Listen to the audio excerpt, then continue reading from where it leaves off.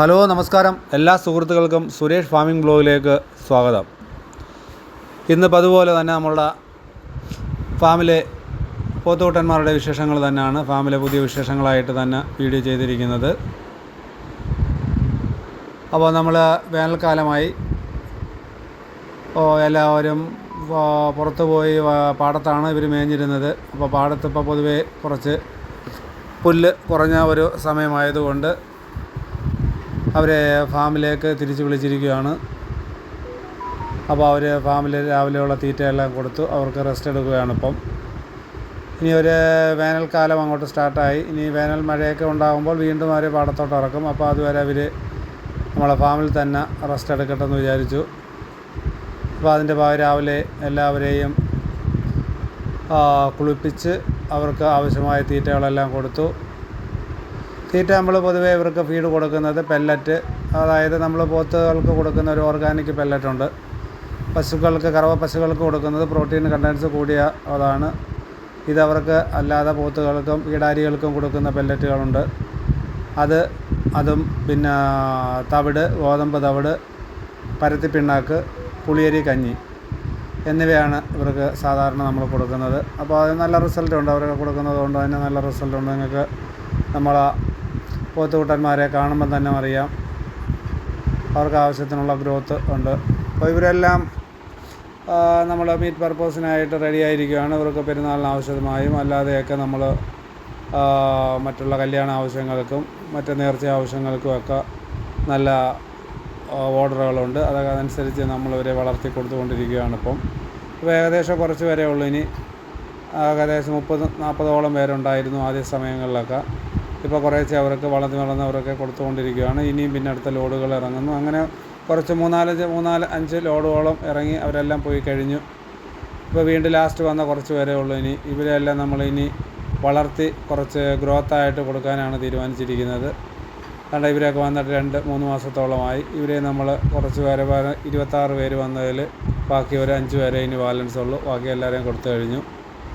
അപ്പോൾ ഇനി ഇവരെ നമ്മൾ പെരുന്നാൾ ആവശ്യത്തിനായിട്ട് ഇനിയിപ്പോൾ 5 മാസത്തോടെ കഴിഞ്ഞ പെരുന്നാളാണല്ലോ, അതിൻ്റെ ആവശ്യത്തിനായിട്ട് അവരെ വളർത്താൻ തന്നെ തീരുമാനിച്ചിരിക്കുകയാണ്.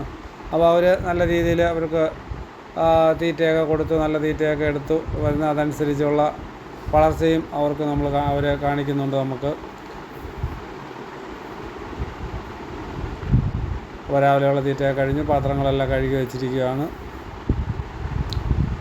നല്ല ചൂട് അധികമാണ് ഇപ്പോൾ കുറച്ചിപ്പോൾ ഡിസംബർ ലാസ്റ്റായി. ഇനി ജനുവരിയൊക്കെ ആകുമ്പോഴത്തേക്ക് ഇനി ഒരു 4 മാസത്തോളം നല്ല വേനൽക്കാലമാണ്, ചൂട് സമയമാണ്.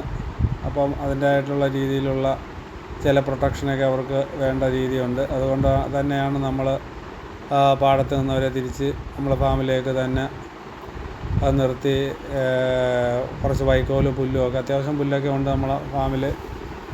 പറമ്പിൽ നമ്മൾ നട്ട് വളർത്തിയതിന് മുമ്പുള്ള വീഡിയോകളിൽ കണ്ട സുഹൃത്തുക്കൾക്കെല്ലാം അറിയാം. അപ്പോൾ ഇതിനോട് സംബന്ധിച്ച് തന്നെ നമ്മൾ പുല്ലിൻ്റെ വിശേഷങ്ങൾ നമ്മൾ അപ്പോൾ കാണിക്കുന്നതാണ്.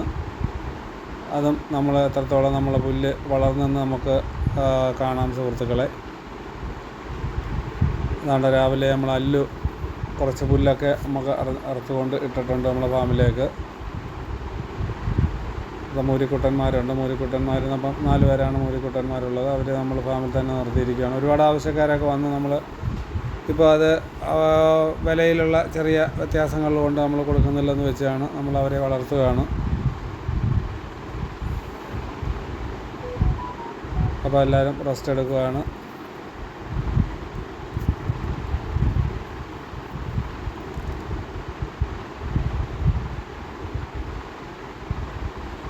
എല്ലാവരും ചെറിയ മയക്കത്തിലും ആലോചനയിലൊക്കെയാണ് എല്ലാവരും. നമ്മളെ ഫാം കോമ്പൗണ്ടാണത്. ഇനി നമുക്ക് പുളിയരി, നമ്മൾ രാവിലെ പുളിയരി വേവിച്ചു. പുളിയരി എന്ത് പരുവായി നമുക്കൊന്ന് കാണാം. പുളിയരിയും കഞ്ഞിയുമാണ് നമ്മൾ പൊതുവെ ഇവർക്ക് മറ്റുള്ള തീറ്റയുടെ കൂടെ ചേർത്ത് കൊടുക്കുന്നത്. കഞ്ഞിയും പുളിയരിയും ഒരുമിച്ച് തന്നെ, പുളിയരിപ്പൊടിയും കഞ്ഞിയും കൂടെ ഒരുമിച്ച് തന്നെ നമ്മൾ വേവിക്കുന്നത്. ഒരു 20 കിലോ ഉള്ളവർ ഉണ്ടാവില്ലാണ്. നമ്മൾ ഒരു 3 ദിവസം 4 ദിവസത്തേക്കാണ് ഇത്രയും പോത്തുകൾക്ക് നമ്മൾ കൊടുക്കുന്നത്. ഒരു 24-25 പേർക്ക് ശരാശരി നമുക്ക് കൊടുക്കാൻ പറ്റുന്നതാണ്. ഒരു 4 ദിവസത്തേക്ക് 3 ദിവസം, 3 അല്ലെങ്കിൽ 4 ദിവസം അതനുസരിച്ച് നമ്മൾ പകർന്ന് കൊടുക്കും. ഇതിൽ നിന്ന് കുറച്ച് പകർന്ന് കൊടുക്കും. നല്ല തിളച്ച് വെന്ത് പരുവമായി കിടക്കുകയാണ്. പുളിയരിയും കഞ്ഞിയൊക്കെ കുറച്ച് കൊടുത്തു കഴിഞ്ഞാൽ അവർക്ക് നല്ല ശരീര വളർച്ചയ്ക്കും കുറച്ച് ശരീരമേനിക്കുമൊക്കെ നല്ലതാണ്. അവരെ ക്ഷീണമൊക്കെ ഇപ്പോൾ ചൂട് സമയമൊക്കെ ആയതുകൊണ്ട് കുറച്ച് കഞ്ഞിയൊക്കെ കൊടുക്കുമ്പോഴത്തേക്ക് അവരെ ക്ഷീണമൊക്കെ കുറയാൻ കാരണമാണ്. പിന്നെ നമുക്കുള്ള കച്ചിപ്പരയാണിത്. കച്ചി സ്റ്റോർ ചെയ്യുന്നത് ഇവിടെയാണ്. ആ റൂം നിറയെ കച്ചി നമ്മൾ സ്റ്റോർ ചെയ്യും. പിന്നെ വിറക്, നമ്മൾ ആ പുളിയരി കഞ്ഞി വേവിക്കുന്നതിന് ആവശ്യമായ വിറക് വരെയാണിത്. അത്യാവശ്യം നമ്മൾ സ്റ്റോർ ചെയ്ത് വെച്ചിരിക്കും.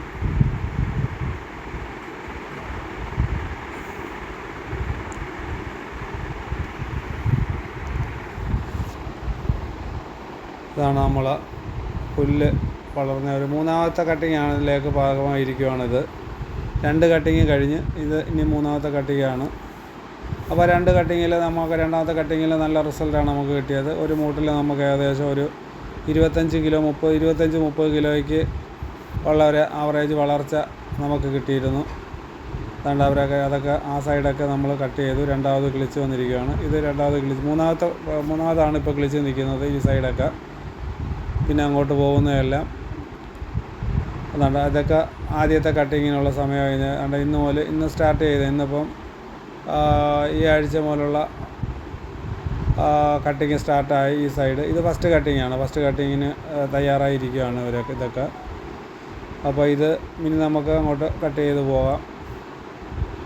ഒരു 1000 മൂട് ഓളമുണ്ട്.